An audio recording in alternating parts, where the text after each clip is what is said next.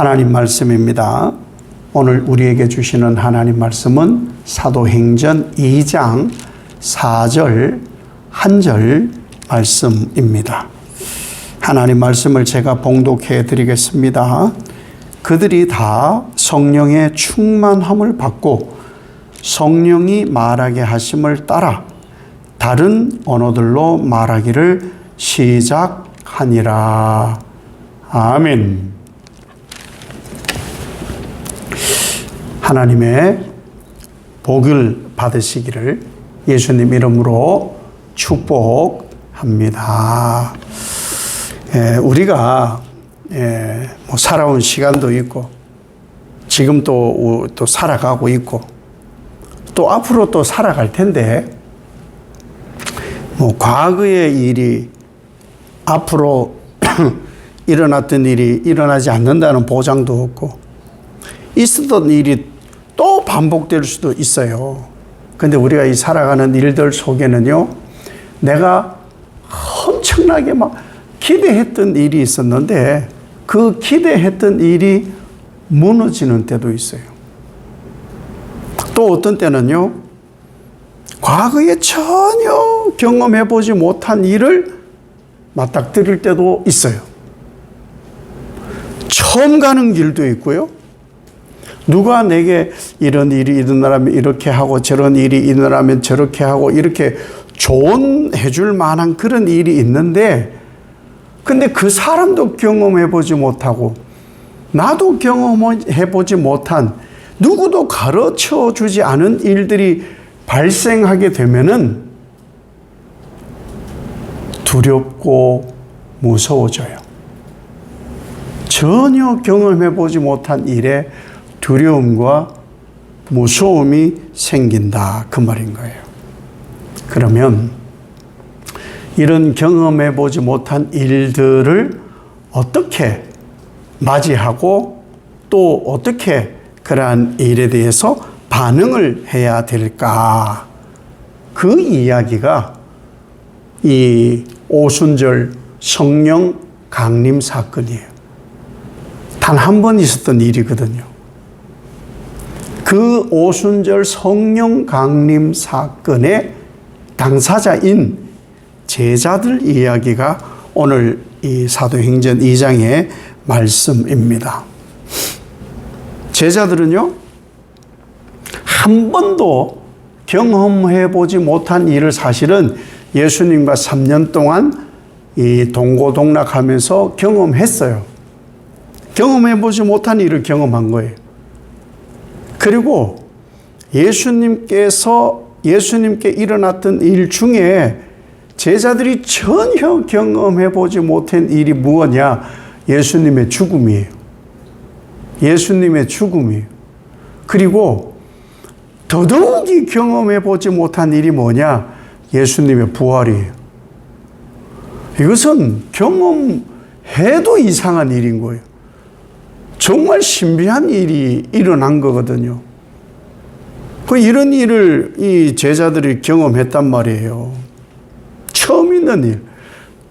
예수님의, 우리의 스승님이, 평생 같이 살 줄 알았는데 갑작스럽게 죽어. 기대함이 무너져 버린 거예요. 기대함이. 그랬는데 예수님이 부활하셨어. 아니, 어떻게 사람이 죽었다가 살아나지? 그렇게 깜짝 놀라는 거예요, 또. 그 상황에 부활하셨으면은 좀 오래 사시든지, 부활하신 예수님이 제자들에게 뭐라고 또 하시느냐? 이제는 성천을 하신대. 아니, 성천 얘기는 구약시대에 에녹이 하나님과 동행하다가 하나님 나라로 올라갔다. 엘리야 선지자가 회리바람을 타고 하나님 나라로 올라갔다. 이런 얘기는 들어봤어요. 그런데 예수님이 죽었다가 부활하시고 성천하신다 하시니, 아니, 죽었다 부활도 당황스럽고 두렵고 이 처음 겪는 일인데, 아니, 이제는 또 성천을 하신다는 거예요. 성천을. 이건 듣도 보도 못한 일들이 계속 연이어 벌어지게 되니까 제자들은 계속 두렵고 혼란한 상황이에요. 그 상황에 예수님께서 제자들에게 뭐라고 말씀하시느냐? 이렇게 말씀해요. 예루살렘을 떠나지 말고 아버지께서 약속하신 것을 기다려라. 그러면 성령으로 세례를 받게 될 것이다. 이 얘기를 예수님께서 여러 번 하셨느냐? 아니에요. 죽음, 부활, 승천, 이 처음 겪는 일들 속에 혼란한 상황에, 두렵고 혼란한 상황에 이 말씀은 얼마나 잘 이해를 했을까? 잘 이해하기가 쉽지 않았을 거라는 추측을 해보는 거예요. 그리고 예루살렘을 언제까지 떠나지 않아야 되는지, 약속하신 성령님은 어떻게, 언제 오시는지 설명이 없어요. 그냥 예루살렘을 떠나지 말아라. 그러면 약속하신 성령이 임할 것이다. 이렇게만 말씀하신 거예요. 하나님이 하시는 일은요, 다 이해를 구하지 않아요. 충분히 다 설명하지도 않아요. 왜 그런지 아세요? 어차피 하나님이 인도해 가시니까. 어차피 하나님 사람이라면 하나님이 하신 약속의 말씀이 성취된 것을 믿기 때문에 따라올 것이라 믿으시기 때문에. 근데 많은 사람들이 여기 넘어져요. 이해가 안 된다고. 성경인 이해를 안 구해요. 예수님이 죽는 걸 이해를 구했나요? 내가 십자가에 죽는 거를 충분히 막 설득하고 이해를 안 구했어요. 부활이 있다고도 뭐 충분히 설명하고 그걸 뭐 증명해주고 그러지 않아. 말씀대로 되면 되니까. 그리고 승천하시고 성령도 마찬가지인 거예요. 신앙은 이해의 영역이 아니에요. 근데 많은 사람들이요, 예수를 이상하게 믿는다? 잘못 믿는다? 기분 나쁜 단어일지 모르지만 좀 성경하고 다르게 믿는 것 같아요. 도대체 이게 뭐지? 이해가 안 되네? 이해 안 되는 일인데 이해를 자꾸 안 된다고 하니 정말 당황스러워요. 예, 당황스러워요. 지금 그런 상황이에요. 예수님께서 부활하시고 40일을 제자들과 함께 있었어요. 40일을 함께 예수님이 계시다가 승천하시고 이제 더 이상은 예수님이 계시지 않는 그런 상황이 된 거예요. 예수님 승천하시고 나서 10일 어땠을까? 승천하시고 이제는 진짜 어디에도 안 나타나셔요. 열흘을. 이 열흘의 기간이 제자들이 어땠을까? 혼돈. 뭐 여러 얘기를 했겠죠. 어디 가 있으라는 거야? 도대체 성령은 또 뭐야? 뭐 많은 이야기를 했겠죠. 그리고 40일, 10일이 합쳐진 50일, 오순절. 오순절이 바로 50일째 되는 날이거든. 그 50일째 되는 날, 이해가 아니라 약속을 믿는 순종에 따라서, 성령을 몰라요? 실체를 모릅니다. 한 번도 등장하지 않았던 거예요. 실체를 모르는데 예수님께서 말씀하신 성령 그 약속을 이제서야 믿게 되는 거예요. 그래서 마가 요한의 다락방에 모였어요. 그 마가 다락방 모인 곳에서 전혀 경험해보지 못한, 그 이전에 누구도 경험해보지 못한, 그 예전에 요엘 선지자가 예언하셨던 그 성령, 예수님께서 승천하시면서 말씀하신 그 성령의 임재를 인생 처음 경험하는 거예요. 처음. 갑자기 바람이 불어요. 바람이. 급하고 강한 바람 같은 소리가 그것이 임하는 거예요. 어떤 현상이 일어난 것, 어떤 현상. 그 현상을 지금 이 사도행전을 기록한 누가가 보기를 이 급한 바람 같았다 이렇게 표현을 하는 거예요. 그리고 그곳에 있었던 사람들을 보니까 누가의 눈에 사람들 머리 위에 이 혀처럼 생긴 불 같은 것이 사람들 머리 위에 뭐가 보이더라는 거예요. 전에 보이지 않던 뭔가가 급하고 바람 같은 현상과 그리고 불의 이 혀처럼 보여지는 불이 누가의 눈에 보인 거예요. 이 마가 다락방에 모였던 사람들에게 나타난 거예요. 사실은 초자연적인 현상이에요.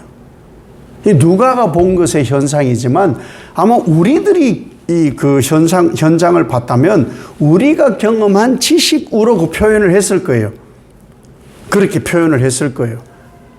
이 초자연적인 현상이라는 것이 무엇으로 나타난 거냐? 성령 임재. 이게 성령 임재인 거예요. 성령 임재는요, 여러 방법으로 개인에게 나타납니다.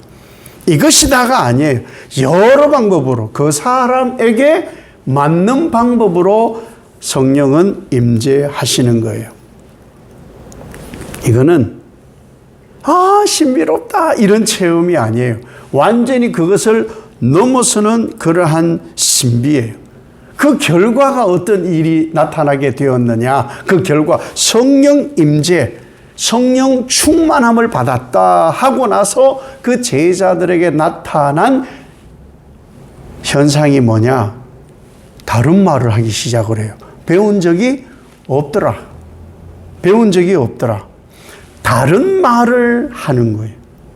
그 다른 말을 하는데 다른 나라 언어로 말을 하는데 복음인 거예요. 예수님의 죽음과 부활을 증거하는 복음을 증거하는 언어를 말하고 있더라는 것이죠. 성령 충만이라는 것은요, 이해를 잘해야 돼요. 이 충만이라는 것이 물론 헬라어에서 왔지요. 한자어로 찰만찰충이에요. 그 차다 이런 말이에요. 채워지다, 차다 이런 뜻인데 나에게 뭘 이렇게 채우다 이런 느낌으로 우리가 이해를 하는데 이 뭔가 채우다 이건 좀 사실 이 성령 임재, 성령 충만이라는 이 뜻을 다 풀이했다고 하기 어려워요. 뭔가 이렇게 내 삶에 부족한 것이 채워졌다 이런 느낌보다는 정확한 것은 성령님의 지배에 있다는 거예요. 성령님의 지배에. 그러니까 물이 좀 부족한 것이 물이 좀 채워졌다는 것이 아니고 잔을 바다에 던져 바다의 통제를 받는다는 의미가 이 성령의 임재, 성령의 충만이라는 그러한 상태라고 하는 것이 조금 더 성령 충만을 이해하기가 쉬울 수 있어요. 오늘 이 내용에 이 2장에서 2장 1절에서 4절의 내용을 이 존 스토트 목사님은 사도행전 2장 주석에 보면 이렇게 해석을 했어요. 바람 같은 소리라고 있거든요. 바람 같은 소리 2절에. 바람 같은 소리는 뭐냐? 복음의 능력이 강력한 바람처럼 임하였다. 이 바람 소리를 복음의 강한 능력으로 이렇게 의미를 해석하셨고, 불 같은 혀는 복음을 전할 이 우리의 입술과 삶의 성결과 거룩 변화를 의미하는 것이다. 성령이 임하면 우리의 입술과 우리의 삶의 성결함이 거룩하여진다. 그리고 다른 나라 말로 전한다는 것은 이 복음은 이제는 예루살렘과 유다와 사마리아와 땅 끝까지 복음이 증거될 것이다. 폭발적으로. 이렇게 존 스토트 목사님은 이 사도행전 2장 이 부분을 해석을 하셨어요. 그러니까 결국에는 뭐냐? 이 성령 충만이라는 것은 개인의 만족을, 나 성령님의 지배함에 있어. 여기에서 멈추는 것이 아니고 더 나아가서 내 입술과 내 모든 삶이 이 성령으로 인하여 거룩하여져서 이 땅을 넘어 열방 가운데 주 예수 그리스도의 복음을 증거하여 생명을 나누는 그 열매를 거두게 되는 것이 바로 성령 충만이다. 이렇게 우리가 받아들일 수 있다 이 말씀인 거죠. 그러면 성령 충만이 있는지 성령이 임하여 있는지 뭐 다 알 수는 없으니까 그럼 성령 충만 이 성령 임재는 어떻게 경험해야 되느냐? 사실은 설명하라면 설명 잘 못하거든요. 성령 충만하세요? 성령의 임재를 경험했어요? 이렇게 물으면 대답을 잘 못해요. 그런 분들은 뭘 해야 되느냐? 기다려야 돼요.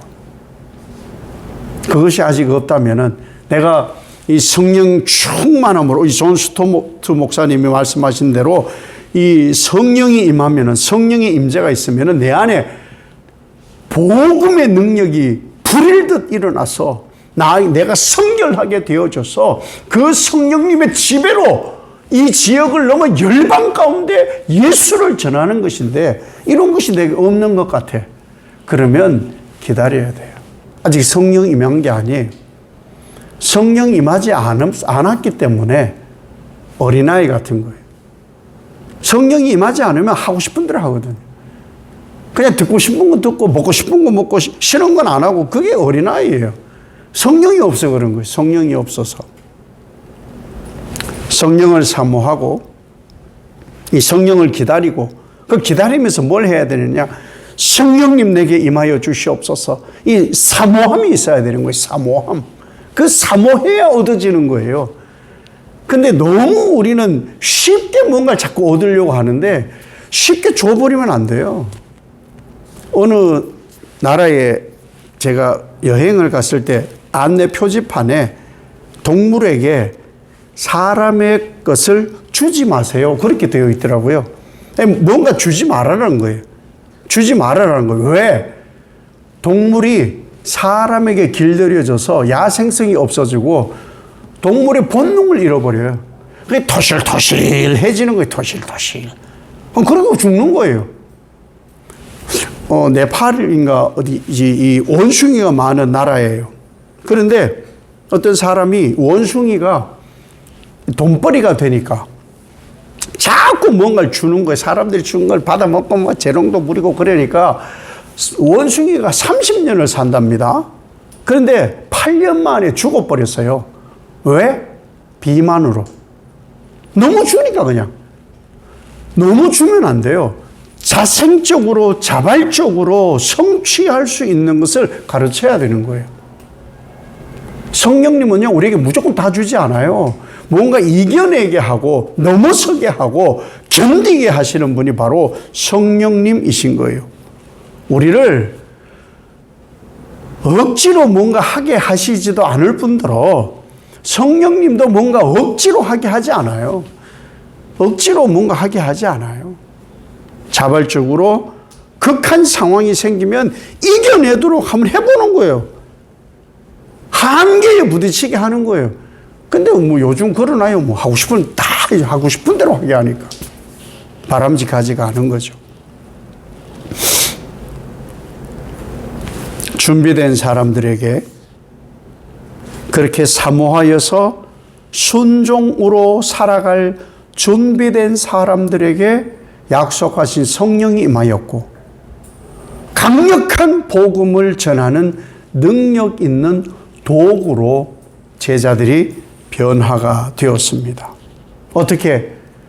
예수님 죽음, 부활, 승천, 자기들만 남아있는 그 상태의 그 두려움이 두려움이 담대함으로 변하게 된 거예요. 그리고 처음 겪는 일의 그 혼란함이 성령님으로 인하여서 확신으로 변하게 된 것이고, 혼란스러우니까 뭔 말을 해야 될지 모르겠는 그 상황에서, 그 침묵하여 있었던 그 상황에서 담대히 복음의 능력을 전하게 되는 사람들로 변화가 된 것이죠. 지금 우리에게 필요한 것은 새로운 지식이 아니에요.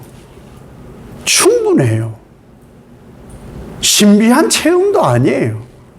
근데 여전히 성경 공부를 물론 하면은 유익합니다. 해서 뭐 하겠느냐는 해서. 하나님을 위해서 먹으려고 하는데 뭐 지식만 쌓여가지고 지식쟁이들이 되는 거예요. 머리만 굵은 기형아, 머리가 이만해, 머리통 이만하고 몸통은 요만한 기형아. 아무것도 하질 않으니까. 신비한 체험도 굳이 하지 않아도 돼요.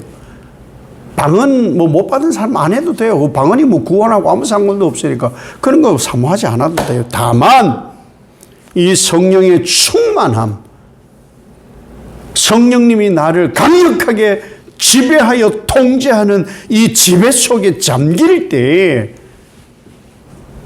성령의 능력으로 입술과 삶이 변화되어지고 성결하게 되어져서 예수 그리스도라는 복음을 증거하게 되어 있는 것이죠. 그것을 위해 성령의 충만함이 필요합니다. 그 성령의 충만함이 여러분과 가정과 삶과 일터에 충만히 임하시기를 예수님 이름으로 축복합니다. 아버지 하나님, 성령 임재를 기대합니다. 충만을 고대합니다. 강력한 복음의 능력으로 우리의 입과 삶에 성결하여지고 하나님 나라 언어로 예수를 증거하는 생명력 있는 그리스도인 되게 하옵소서. 예수님 이름으로 기도 올리옵나이다. 아멘.